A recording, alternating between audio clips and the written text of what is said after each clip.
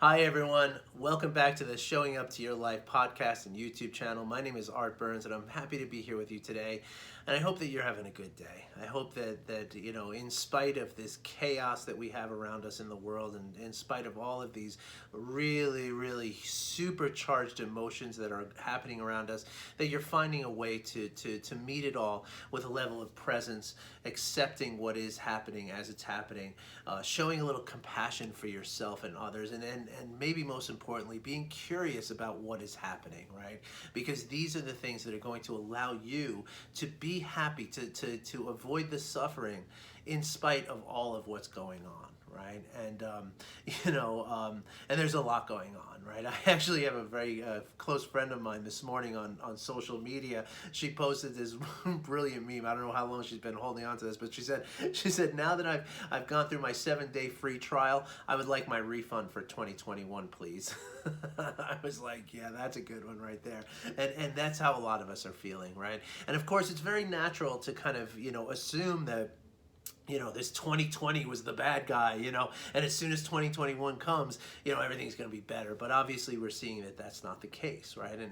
And if anybody really thought that was the case, well then, they probably were not as conscious and asking the right questions, right? Because we all know that things don't just change just because we flip the calendar over, right? The calendar is nothing but a construct, a way that we've devised, dividing up our time and referencing time so we can have a language about it. That's all that is. And so what's going on now, right, in the political sphere, in the sphere of the coronavirus and the worldwide pandemic that we're going under, which, there's more strains coming out. There's all kinds of drama about the vaccines. Some people are getting it, some people aren't, some people getting 1 dose, not 2 doses. All that's going on, right?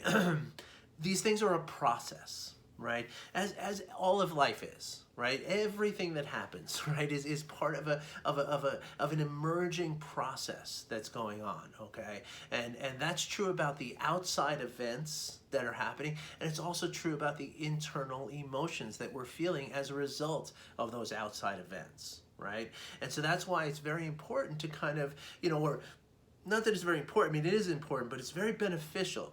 And this is what mindfulness and heartfulness practices allow us to do, right? They allow us to experience things as an arising process, right? Like it's part of what's happening. And if we look to somehow like shut it down and create an end point to something so that we can have a new beginning, well, that's just not really kind of how things work. And the more that we try to, the more that we think that is going to happen, and the more that we kind of focus our energy on that kind of concept, well, unfortunately, that's only going to create more of the negative emotions that are probably causing us to suffer a little bit, right? Now, before I go any further, okay, I want to talk about one thing that's very important. I mentioned this yesterday or the day before, maybe the day before that. Maybe I've mentioned it every day, and it's worth mentioning all the time, right? Because I'm going to talk a lot in these next few days, and as I have before, but I'm going to talk a lot about anger specifically, right? And I want you to really get this, okay? If you take nothing else from this podcast, take this, okay?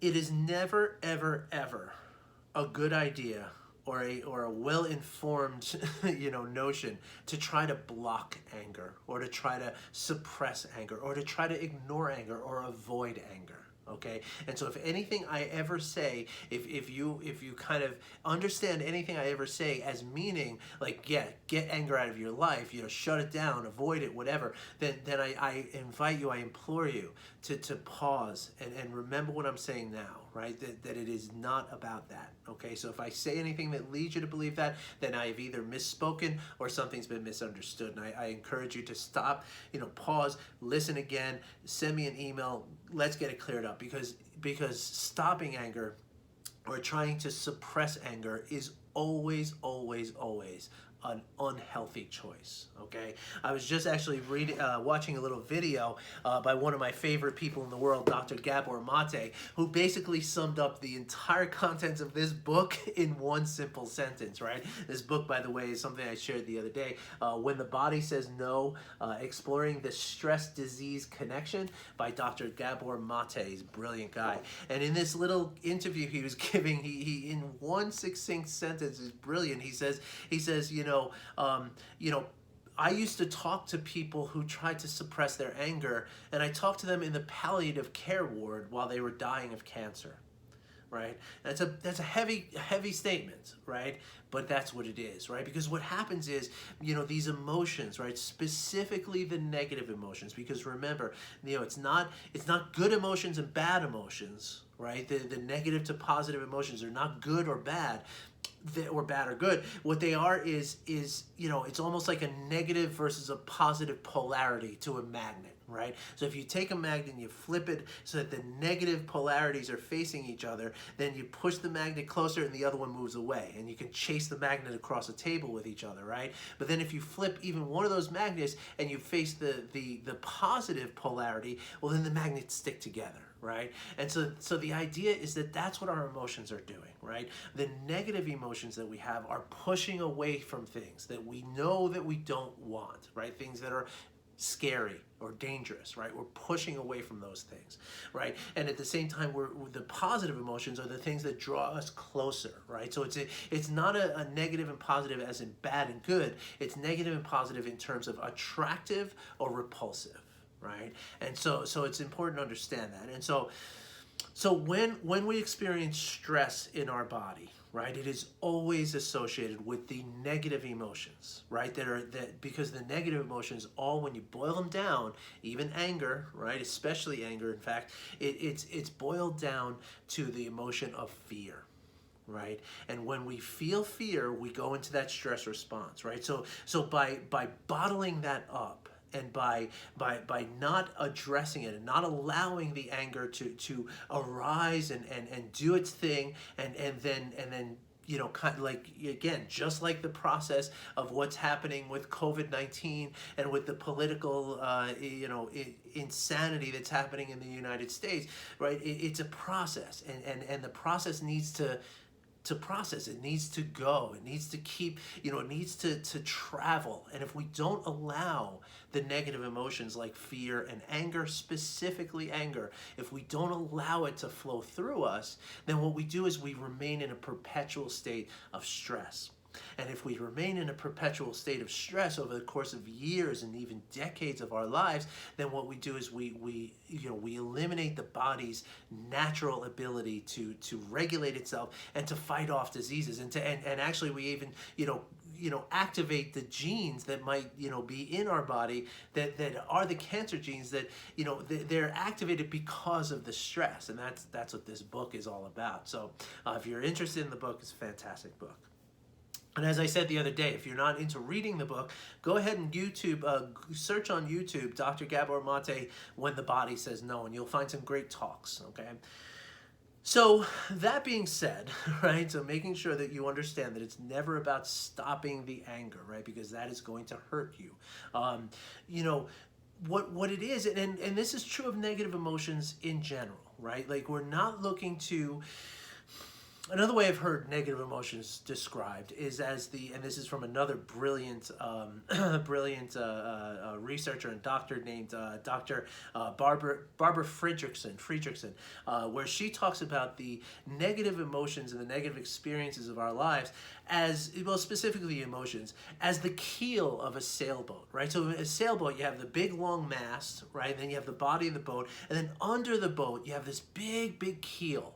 Right? And a sailboat needs that, right? To kind of provide some resistance against the force of the wind, right? If all you have is the sail and the wind pushing against it, then the boat's just going to go sideways, right? Or whichever way, you're not going to be able to steer, right? It's that resistance that allows you to be able to maneuver that boat, right? And so that's why it's very important to have negative emotions, even though they're uncomfortable, even though they cause us to suffer at times, right? And that's what we're going to get into. How do we process these without the suffering, right? And so even though they're uncomfortable, and even though they seem counterintuitive and they feel not good, right? It's important to have them, because if all we have is positive emotions, then we're never going to be able to maneuver through this life, right? And life itself is, it would be boring if everything was just perfect in life, right? And ask people who have it all, right?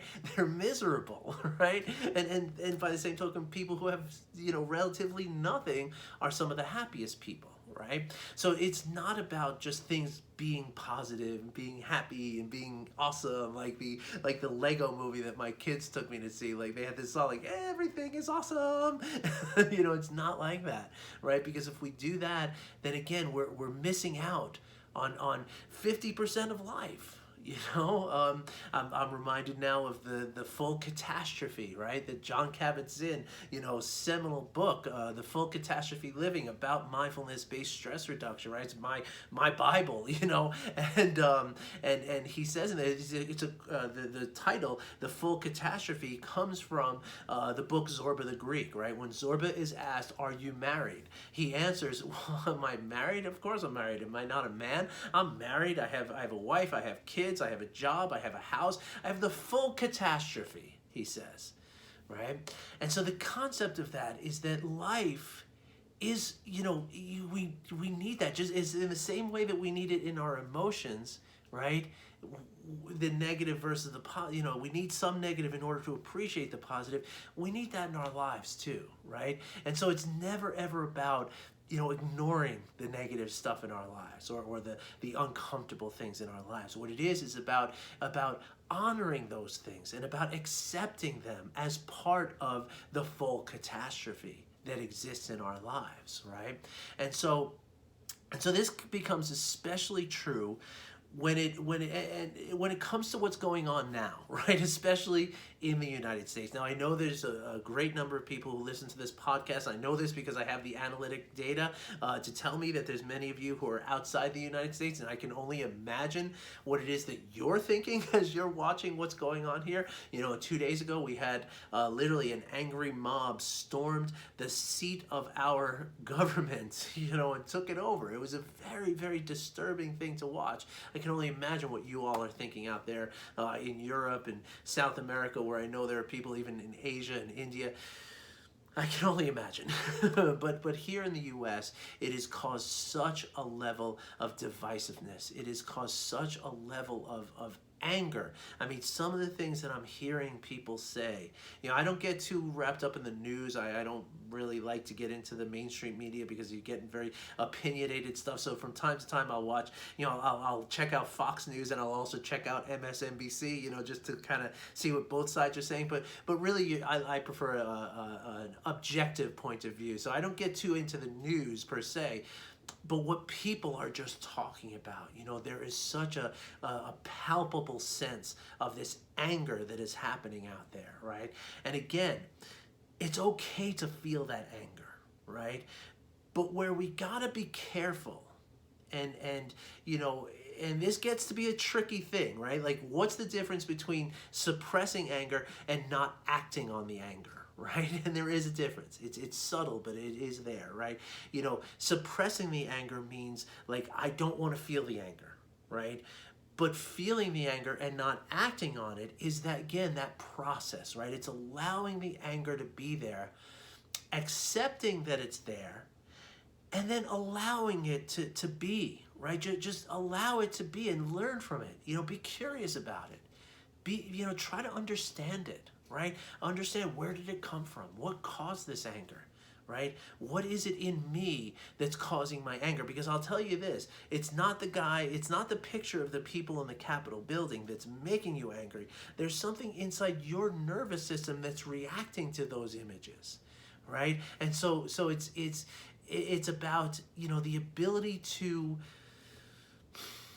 again, the ability to just be present with it. And in an honoring kind of way, like, say, hey, I see you, anger. That's awesome that you're here, and I appreciate what you're trying to do to me. You're trying to motivate me, and you're trying to make me, do something here, and that's awesome. And it's working because I'm paying attention to it, right? Because again, that's the problem, right? Is that so many times we're feeling anger and we're not paying attention to it, right? We're just feeling it. And when we're just feeling it, that's what's going to make us act out on it, right? And that's what makes like so many of my friends, like people who are otherwise, kind, intelligent, level-headed people, they're writing some things on like social media right now that I'm like, this is not you. Like, this is not you. You're not this angry, this mean, this people are calling for violence in ways that is totally inappropriate, and so I look at this and I say, the problem, right, is that if we're acting on the anger in this way, right, we're doing two things that are really, really important and quite very, very important to understand, right? The first thing that we're doing is when we engage in the anger and we operate from that place of anger, right, what we're doing is we're kind of rehearsing, we're practicing, right? And our body, doesn't realize that there's something wrong with that, right? Our body feels like, okay, this is what we're doing. Let's do it. And then the more we do that, the more we become, used to and comfortable with that idea of expressing ourselves through anger, right? And of course, this is damaging to those around us, right? When we say things out of anger, we're causing pain for others. We're causing hurt. And then that hurt is just going to come back to us, right? Because when I say something in anger to somebody, their reaction is going to be equally as angry coming back to me. And then I have to react, and then they have to react, and we just keep going back and forth, back and forth, back and forth, back and forth, right? Until someday we're sick, right? And that's the idea, right? And so the idea then is to instead, it's the second thing, right, that not only is it that we're practicing being angry, and the more we practice it, the better we're going to get at it, right? Not only that, but also when we are angry, and anytime we're in that stress response, right, well, that's maybe a little third thing, or maybe 2A here, is that when we're feeling angry, we can be sure that our body is in the stress response, right? That's a clear indication that that's what's happening, right? And when our body is in the stress response, right, we are literally not operating with our full capacity, right? We're operating from this emotional place of fear. We're in survival mode, right? And that's the, I said the other day that fear is what causes stress, and anger is kind of the expression of stress, right? And again, the more that we operate from that place, the more we're going to make it the normal, and our body is going to get more and more readily into that space, which is again increasing the stress, which is again causing more health problems. But not only is it causing health problems, it's also preventing us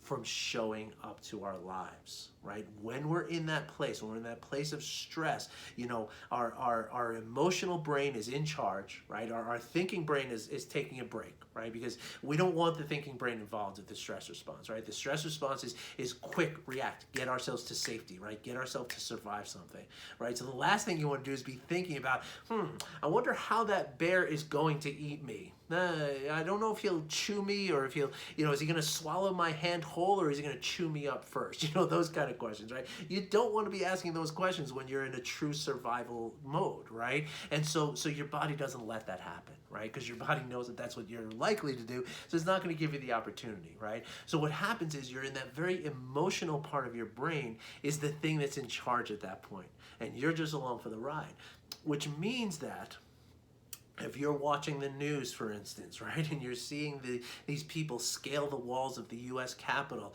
and you're feeling that anger arise in you, right, which again comes first from a place of fear, right? Like you're seeing something like, this is not supposed to happen.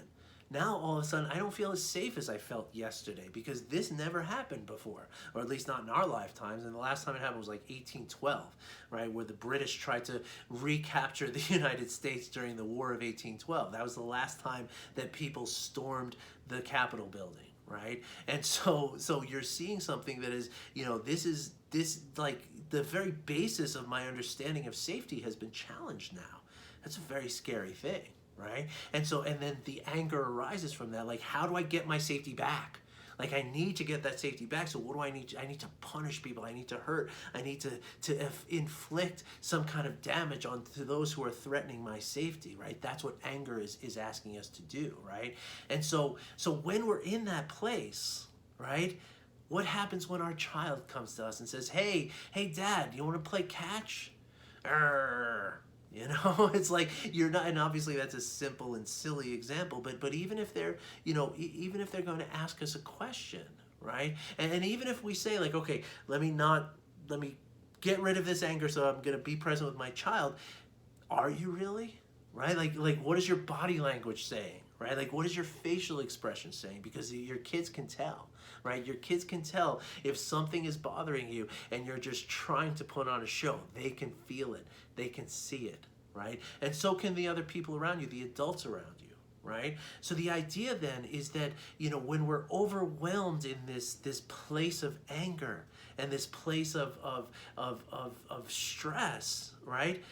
We're not there for our lives, right? We're enclosed in this thing that is no longer, you know, accessible for those in our lives, right? And so who wants that, right? And of course then, you know, and again, when we're operating from that place, when we're outwardly expressing this anger, well, then there's going to be consequences for that, which is going to cause more stress and more anger, and it becomes a cycle. And that's why some people live their whole lives in this state of anger. And I mean that literally. I used to be one of those people. Okay, I used to be a person who was angry, you know, 90% of my day, right? Except for those few brief moments where everything was okay, where everything was exactly the way I wanted it to be. Because how often are things going to be really the way you want it to be, right? It doesn't happen. That's not what life is, right? Remember, life is the full catastrophe, right? And it's the things that we don't want to happen as much as it is the things we do want to happen.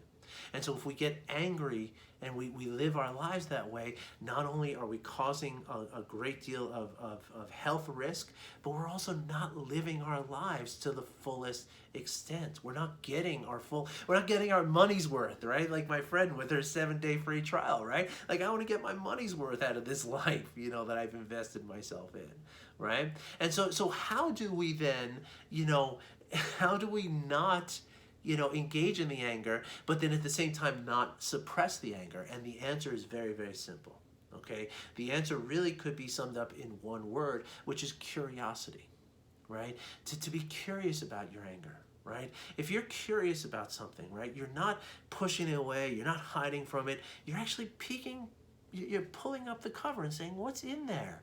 You know, what is this anger? Where is it coming from? Why is it here? What is it doing? Right? And then what you can do is further than that, right? And we take the curiosity and we transform it into compassion, right? Because when we're curious about, okay, so what is it about this that I'm seeing on TV that's making me angry? What I'm seeing is that these people are making me less safe, right? Because they're doing these things that are horrible. Right? Now, truly, it's not really making me less safe. I mean, my door is locked. I'm fine in here. And I live thousands of miles away from Washington, D.C. So unless you're actually in the scene, it's not really making you less safe. It's giving you a feeling of less safety, right? So again, with curiosity and also with presence and acceptance, we can see that, right? That it's not, I don't really feel less safe. It's just this idea of safety, right, that is being challenged and being shaken by what these people are doing. And so now I find myself getting angry at these people for doing it. And now let me be curious about why I'm angry at these people for doing what they're doing, right? Or more appropriately, why is it that these people are doing what they're doing, right? And once I can do that, once I can make that switch and I can say to myself, okay, I want to understand what it is about these people that are making them do this thing. And now that is going to invite compassion, right? And when I can then see that these people themselves, they're afraid. They're angry as a result of their fear. They feel that something is wrong that they need to fix in order to bring themselves less suffering and more happiness. And when I can see it in that place, now my heart goes out to these people, Now I want to give them a hug. I want to sit down and talk to them and say, hey, tell me what's bothering you. Let's work this out. Right? And that's the thing, right? So what happens is, and inside the brain, and obviously, heartfulness is about, kind of dwelling in that love, right? And so that's really all you need to do. But if you want to understand it further, what happens is once you start considering someone else in a compassionate way, you have now shifted the energy in your brain from that lower level of the emotional part of the brain that is just on autopilot, not really in control, and nobody has control of that, right? It's an unwieldy, just spastic thing that's happening in our emotional center of our brain. But once we start to practice compassion, what we're doing is we're moving that energy into that part of our brain that allows us to think, that allows us to understand, that allows us to make decisions actively and consciously, right? And that's what we want, because once we're in there, it doesn't mean that I still don't, I want people to be held accountable for what they did. Everyone involved, right? Even if I believed in their cause, I would want them to be held accountable, because people were killed, and that's not okay, right? But that doesn't mean that I have to be angry at them for it, right? I can want them to be held accountable, but at the same time, I can forgive them and be compassionate towards them. And the difference is that the latter is better for me, right? The compassion and the forgiveness that I can feel for someone, whether it's somebody scaling the walls of the Capitol building, or somebody posting something about how vaccines don't work, or how this whole thing's a government cover up, or whatever it is that I'm seeing. If I can allow myself to be compassionate towards whoever it is that is triggering me, well, now I'm up here, and I'm in the place where I am in control. And now when I operate then, right, when I say something, it is coming from here, not from this middle road of emotion, right? And most importantly is that when life reaches out to interact with me, now I can do so, because I'm in my place of, yeah, I'm here. I'm fully here. I'm fully present, and I'm fully showing up. So if you'd like any more information about this, okay, and this is really, really important. I only barely scratched the surface, honestly. I could talk for 3 hours on this and probably not even cover it all, And so if you want to talk further, I invite you into this conversation. And if you would like help on control, on how to do this for yourself, right? Because again, I one time lived in my life with anger all the time. And not only was it completely uncomfortable, it caused so many other problems that just perpetuated the whole thing, right? So when you get into that angry cycle, you stay in that angry cycle. And once you do that, it never ends up well. As Dr. Mate will tell you, it ends up in the palliative care ward of the hospital. And I don't want that to happen to you. I don't want it to happen to anybody. And that's why I do this every single day, to try to get people to understand how to do this. And so if you want some help with this, okay, I can help you. If you feel like you're somebody who has no control over your anger, then I'm imploring you to get in touch with me, so that we can talk about it, because there's some very, very simple ways that you can learn to allow your anger to process, to honor it as it's processing, but not to be overwhelmed by it, and not to be of it, right? To be in it but not of it, as they say. All right, so if you want to get into that conversation, it's super simple. Just go to my website, artburnscoaching.com. Right there on every page of my website, there's a banner that has a clock on it. Just click on that, and you'll go into my calendar program. It's a completely free call that you're booking. Pick a time and a day that's highlighted available that works for you. Click on it, enter your email, your phone number, I think, maybe not, whatever, a couple of pieces of information, and we're booked. Okay, and then I'll take care of everything from there. You'll get emails from me. We'll schedule. We'll we'll show up to this conversation, and we'll be able to talk about it. We'll be able to talk about it specifically, because maybe you're thinking like, well, I'm feeling this kind of anger, but it's not about politics. I don't care about politics. Yeah, I know. Okay, there's lots of ways in which anger can be manifest. And I've been there, and I can help you to understand it. And so we can put it in the context of your life. We're going to spend 45 minutes on the call together, and I'm going to help you to uncover where the anger is coming from you. And when we do that, you then, just by understanding it, you've already shifted your position relative to it, and you're able now to not be absorbed by it, but instead to see it happening, right, as a process. I hope to talk to you soon, everybody. Have a great day. Have a good weekend. And I'll be back on Monday. Take care, everybody. Bye-bye.